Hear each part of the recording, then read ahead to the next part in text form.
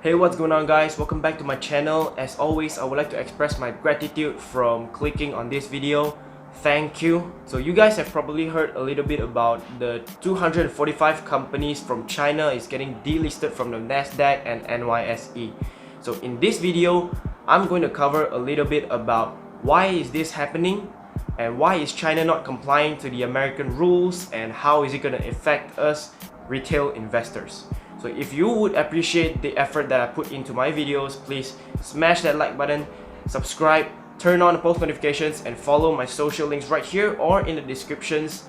So before we get into this video, I would just like to clarify that this whole video will be a laptop point of view because there's just too much information for me to remember to deliver it for you guys. So I'm just gonna explain it and put everything into one piece so you guys don't have to worry about some questions in your head. And with all of that being said, let's just get right into the video. So before I start off with this video, I would just like to clarify that I'm not any kind of financial advisor. I'm just a 19-year-old who loves to make videos. So always do your own research. Alright, so here you guys can see that I'm on Forbes.com, and so today I'll be going through why are these companies from China getting delisted and why is China not complying to these rules, and what will happen to us retail investors and what can we retail investors do to preserve our own shares in these Chinese companies. So if y'all are wondering why am I making a video on this one, is because I'm really heavily invested into NIO, and NIO is actually an electrical vehicle company from China and that has a lot of potential, so I'm planning to invest into them long term. So more or less this worries me a little, so I just thought I might make a video and address this issue so people like you guys and me could actually know what to do when this actually happens. So as y'all know that there's actually around 200 companies, it says on my screen there's like why 200 companies may soon be delisted from the US stock exchange, NYSE and Nasdaq. They're both gonna delist all the Chinese companies very soon by the end of 2021. So why is this happening, you may ask? So you guys can actually see something like this.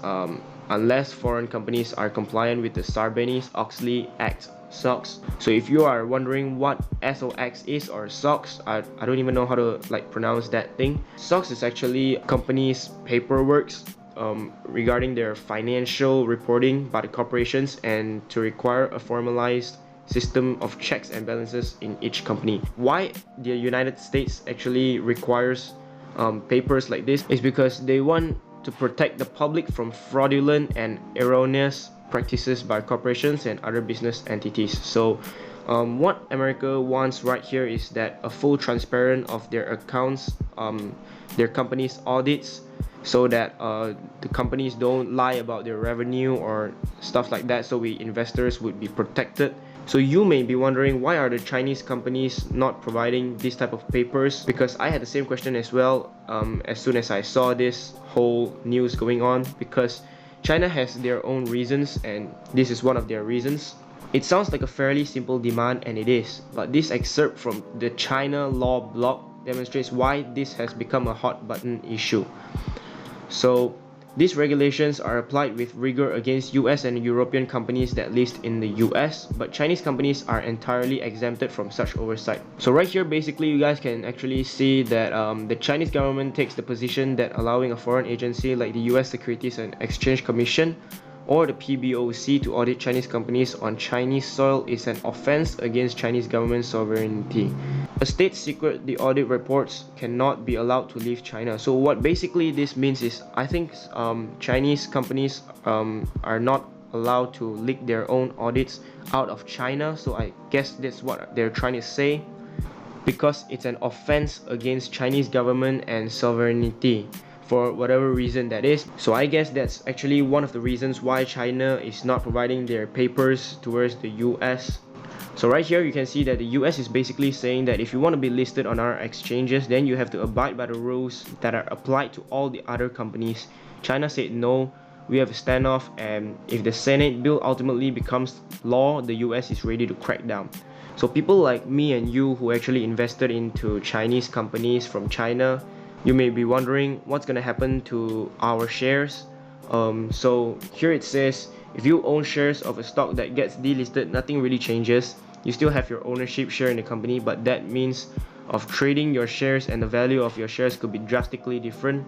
So there's nothing really much to worry about. If you guys want to hold it for the long term, you guys can continue to hold it for the long term, because it already said here that there's nothing really much that will change, except that trading your shares and value would be a little bit different. So I'm just gonna go a little bit further in depth and explain a little bit more about that. So normally it says in this paragraph, a company that normally gets delisted from the NYSE or the Nasdaq are normally because their shares are lesser than $1 and no longer meet the exchange listing requirements. But a company like Alibaba, however, isn't your typical delisted stock.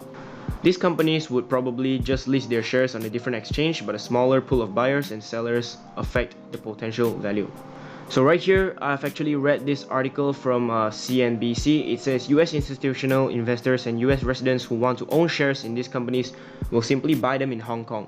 Similarly, foreign investors who have invested in Chinese companies via New York listing will buy them in Hong Kong. We can actually invest into these Chinese companies through Hong Kong platforms, and things will just go back to normal. So definitely, I would not really worry about losing my ownership in these companies.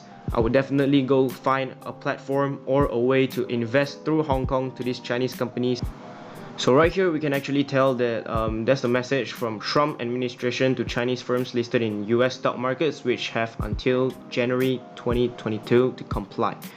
I made a mistake earlier. I said by the end of 2021, but I guess it's more or less the same. So we have a little bit of a time to see whether these Chinese companies would comply or not. So if they do, then it's good news. If it's not, then we're just gonna go and see what happens from then on.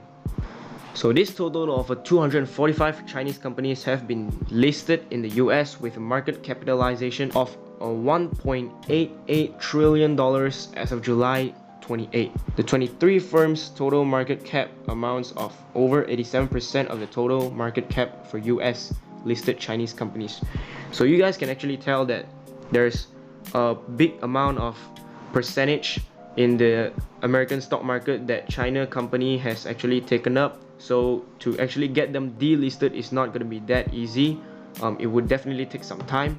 So this is what we retail investors can do. We can actually invest into these Chinese companies through Hong Kong platforms, and things will just go back to normal.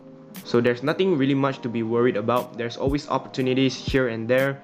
So if it's not in US stock markets, then we can go to Hong Kong and check them out. So I really hope this video actually give you a peace of mind if you've been sleepless for the past few nights after reading this couple of news, and not to worry too much about this, because there is definitely ways around the whole world to invest into any companies from any countries in the world. If you guys made it this far in the video, I would just like to say thank you. It blows my mind if you guys watched till this far, because no one actually really watches my videos till this far because they're boring, because I always repeat the way I say because.